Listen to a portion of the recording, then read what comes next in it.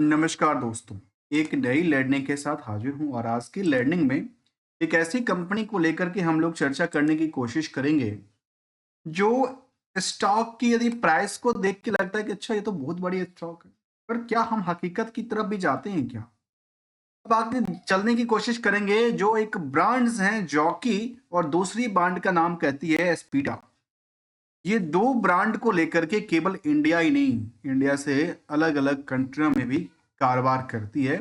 Company का नाम है पेज इंडस्ट्रीज लिमिटेड और इसका यदि डेटाबेस देखा जाए, स्किनर के मुताबिक की बात करें तो 1995 में कंपनी बनी थी। जॉकी इंटरनेशनल आईएनसी है जिस जो इसको इंडिया में लाइसेंस दे के रखा है। किस चीज को लेकर के?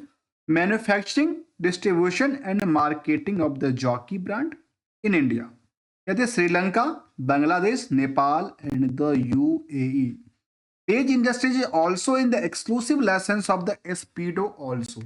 मतलब दो ब्रांड को लेकर के इनके पास क्या है, इन सभी कंट्रियों में, इन सभी कंट्रियों के लिए कामकाज करने की इनको मिला है, लाइसेंस मिला हुआ, लाइसेंस मिला हुआ है। अब आते हैं अगले कड़ी की तरफ। आखिर इस कंपनी में स्टॉक प्राइस से लेकर के मार्केट का मूवमेंट कैसा रहा?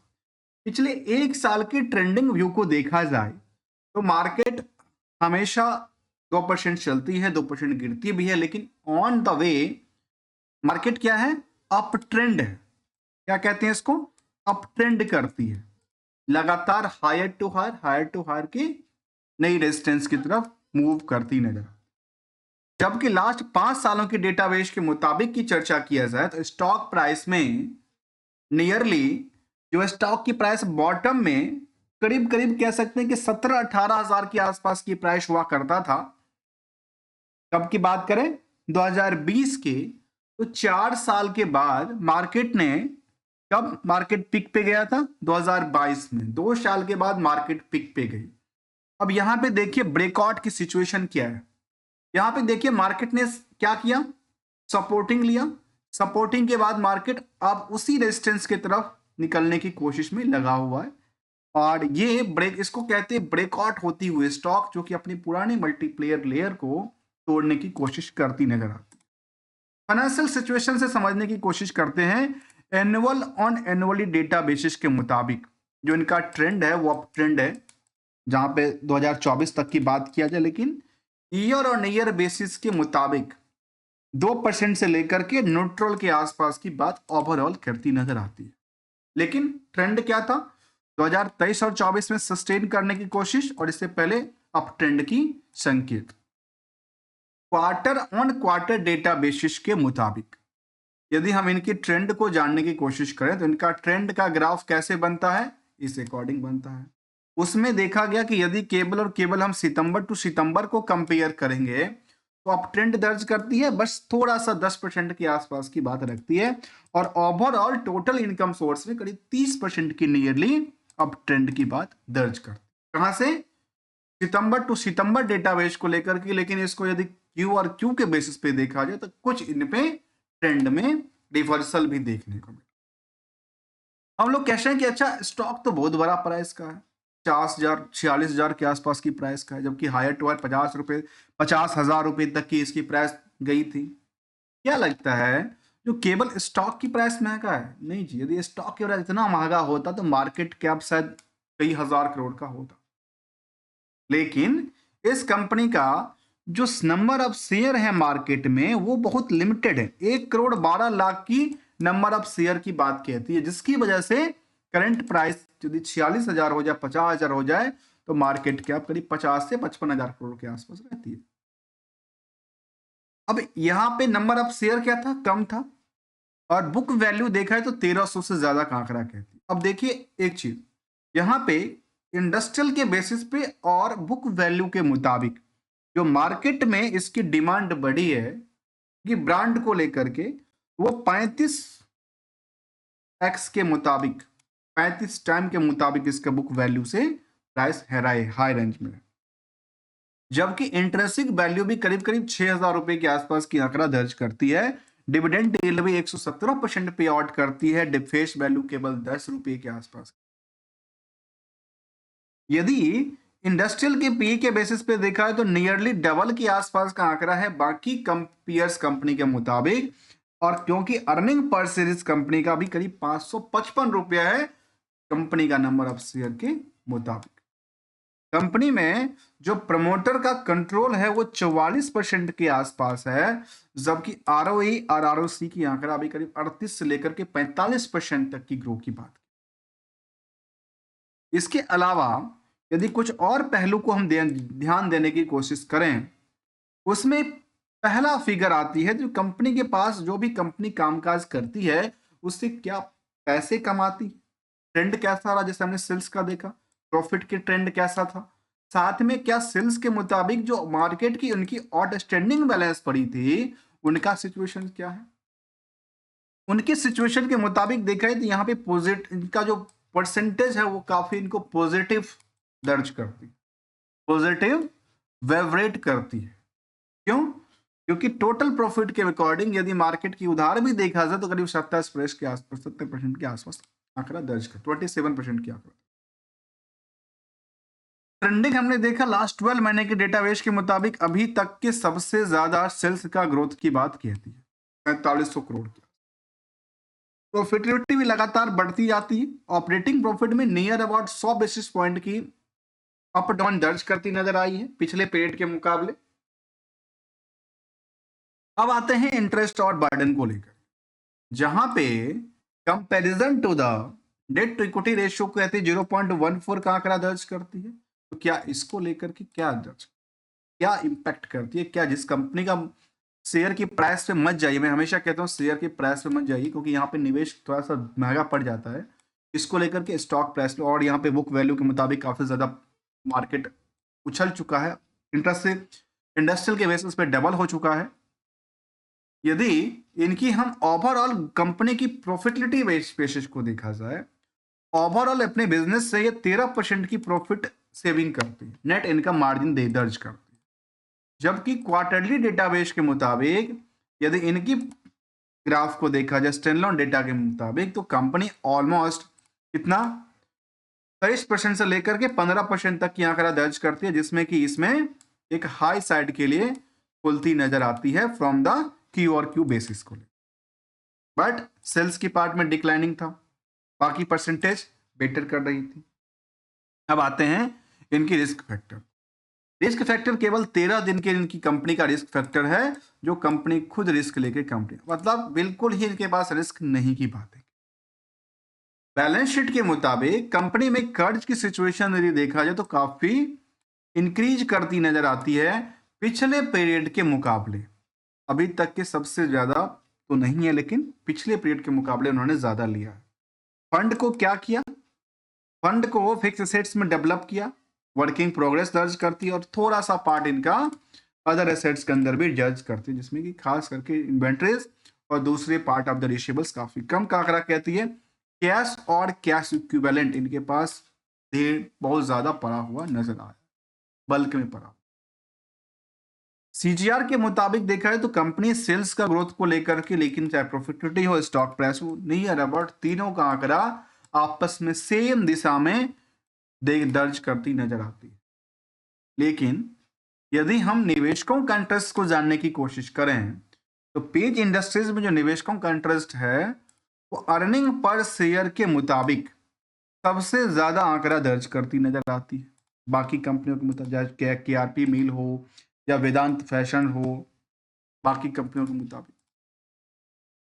बाकी यदि इनकी रिस्क में देखा जाए कंपनी में कितने निवेशकों का पैसा लगा है तो कहते हैं यहाँ पे 50 से 60 हजार निवेशकों का लिस्ट शामिल करता है, 50 से 60 हजार निवेशकों का लिस्ट शामिल करता है, और उसमें भी ज्यादातर जो पैसे लगे हैं कंपनी में वो किसका, प्रमोटर के अलावा देखा गया तो एफआई के पास 20% की होल्डिंग, डीआई के पास देखा जाए तो करीब 28% को, मतलब सबसे ज्यादा कोई बुल है यहाँ पे इस कंपनी को लेकर के, तो वो बुल कौन है, डीआईआई, जो इंडिया के सबसे बड़ी रीढ़ की हड्डी कहलाती, किसको लेकर के, मार्केट को लेकर।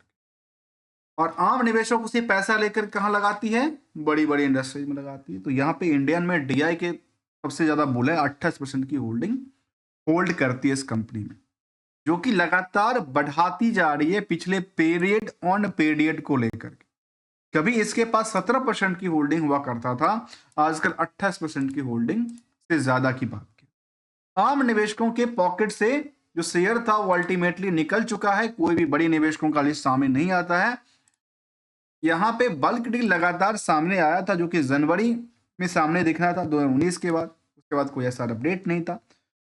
जनवरी 24 में इसको लेकर के कुछ बल्क डील भी सामने आया था, और उसके बाद दिसंबर की बात किया जाए उसमें मार्केट के जो इनका नालंदा इंडिया फंड लिमिटेड है, उन्होंने करीब 29,000 क्वांटिटी को उन्होंने बिकवाली किया।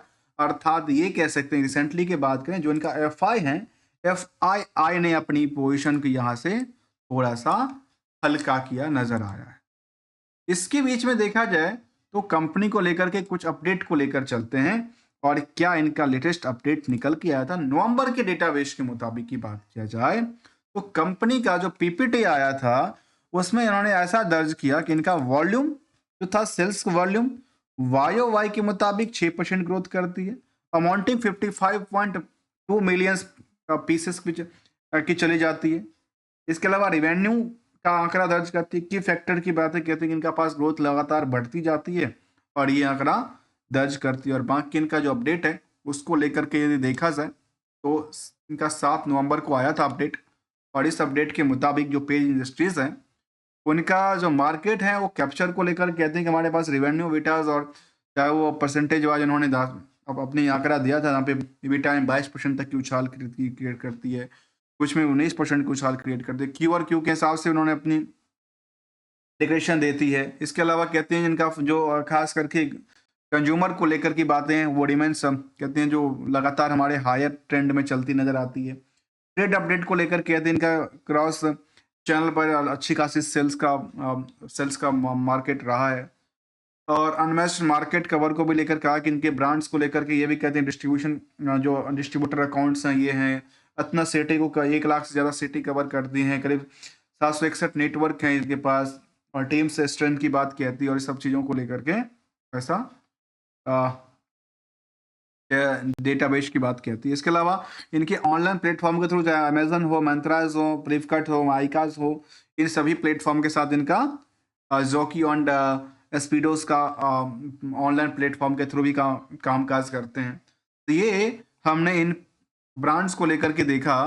जो ब्रांड बेसिकली कहाँ की है, ब्रांड्स हैं फॉरेन की, पर उनको इंडिया में लाइसेंस मिला हुआ है इसको इंडिया में और अलग अलग कंट्रियों में रन करने के लिए। जॉकी इंटरनेशनल से इनको लाइसेंस मिला है कि आप हमारी ब्रांड को बनाओ और आप इंडिया हो, श्रीलंका हो, बांग्लादेश हो, इन सभी कंट्रियों में आप अपनी बेचो। तो यहाँ पे इसको लेकर के जो भी स्टैंडर्ड होगी उनको उसके मुताबिक ही कामकाज करती है, उसके मुताबिक मार्केट में लगातार कैप्चर करने का जो सिलसिला है वो बढ़ता जा रहा है। और इसमें उन्होंने अपनी सस्टेनेबिलिटी की बात किया है, सस्टेनेबिलिटी मिलियंस की बात किया है, और सस्टेनेबिलिटी रिकॉग्निशन की बात किया है। हर एस्पेक्ट को लेकर के उन्होंने ऐसा बात रखी है। अब आते हैं मार्केट के ट्रेंड को। मार्केट के ट्रेंड में क्या थी, पिछले 5 साल के डेटाबेस के मुताबिक क्या थी, ब्रेकआउट होती नजर आई है। अब पिछले यदि मैक्सिमम टाइम फ्रेम की बात किया जाए ओवरऑल, तो मैक्सिमम टाइम फ्रेम के मुताबिक भी फिलहाल क्या था, ब्रेकआउट करती नजर आती है। और जिससे पुराना जो ब्रेक का जो रेजिस्टेंस था उसको उन्होंने सपोर्ट लेवल लिया। नियर अबाउट की बात किया जाए तो ये जो प्राइस थी उसको सपोर्ट लेवल लिया उसने। फिलहाल के लिए देखा जाए तो ये कह सकते हैं कि यहाँ पे मार्केट दोबारा उसी जिस अकॉर्डिंगली यहाँ पे मार्केट ने रन किया था इसके मुताबिक मार्केट कंसोलिडेट होने के बाद वैसा ही यहाँ पे दर्ज करती नजर आती है। भले ही हम देखते हैं कि कई बार मार्केट देख के 2% गिरावट भी दर्ज करती है, उससे कोई बड़ी फर्क नहीं पड़ता। इसीलिए समझने वाली बात यह कि उनको 2-3 फैक्टर इनको पॉजिटिव वेवरेट करती है, तो कुछ फैक्टर उनको डिक्रीज भी बात कहती है। यदि कुछ सालों के डेटाबेस के मुताबिक देखा है तो कंपनी का जो परफॉर्मेंस है स्टॉक को लेकर के वो 10 सालों में 200% से ज्यादा की बढ़ी थी, लेकिन ऑन एवरेज देखा जाए उतनी बड़ी तगड़ी तो नहीं था। लेकिन यदि एक एट द टाइम फ्रेम की बात किया जाए, चाहे 1 साल, 2 साल, 5 साल की, तो हमने वो टाइम फ्रेम के मुताबिक देखा। लेकिन ऑन बॉटम टू हायर की बात किया जाए तो शायद ये कह सकते हैं जो 2020 में 16-17 हजार के आसपास स्टॉक हुआ करता था, और आजकल स्टॉक की प्राइस देखिए चढ़ के कहाँ चला गया था, जबकि हायर टू हायर इसका था करीब 50,000 के आस ऊपर का। और नियर अबाउट कह सकते हैं कि नियर अबाउट अभी इसको कह सकते हैं नियर अबाउट द ब्रेकआउट, और इसको दूसरा वर्ड में यूज किया जाता है near about the 52 week high की तरफ मूव करती हुई नजर आती है स्टॉक मिलेंगे। दोस्तों हमारे साइड से किसी भी स्टॉक को लेकर कोई भी रिकमेंडेशन या एडवाइजरी के बाद बिल्कुल ही शामिल नहीं है। गोल्डन रूल ये कहता है मार्केट में जो यदि पैसे बनते हों अप ट्रेंड के थ्रू तो पैसे को बनते भी रहना देना चाहिए, और नहीं बनते हैं तो अपने पैसे को थोड़ा समेटना भी चाहिए। और समेटना कैसे? अपने पैसे को सुरक्षित भी रखना चाहिए और विदाउट किसी ट्रेडिंग एडवाइजरी और नोट्स को लेकर के। जहां तक पीयर्स का मुकाबला यहाँ के मुताबिक देखा जाए तो अरविंद है, जो कि रेमंड्स, और इसका सेगमेंट वाइज जरा जानने की कोशिश करेंगे तो हमने देखा कि आखिर टेक्सटाइल इंडस्ट्री से बिलोंग करती है, बड़ी इंडस्ट्रीज के तौर पे उभरी है। जबकि मार्केट कैप की बात किया जाए तो market cap comparison to the बाकी कंपनियों से काफी बेटर रहा है इस रेडीमेड्स एंड गारमेंट आइटम के मुताबिक। लेकिन यदि यहाँ पे बीएससी के मुताबिक अरविंद से कंपेयर किया जाता तो अरविंद का देखना जरूरी है। सेल्स के मुताबिक देखा तो इससे बेटर जो है वो कामकाज अरविंद ने करके रखा है अपने स्टैंड लोन डेटा के मुताबिक। इससे भी बेटर कामकाज कंपनी का देखा है तो वेदांत का शायद देखने रेमंड्स का देखने को मिलता है। इसके अलावा देखा है तो नियर अबाउट इसके कहते हैं जो लक्स इंडस्ट्रीज के साथ भी देखा जा सकता है, समझा जा सकता है। मिलेंगे कुछ नई स्टडी के साथ, तब तक के लिए यदि वीडियो आपको अच्छा लगा हो तो वीडियो को लाइक, चैनल को सब्सक्राइब करना मत भूलिएगा। थैंक्स फॉर द ज्वाइनिंग मित्रों।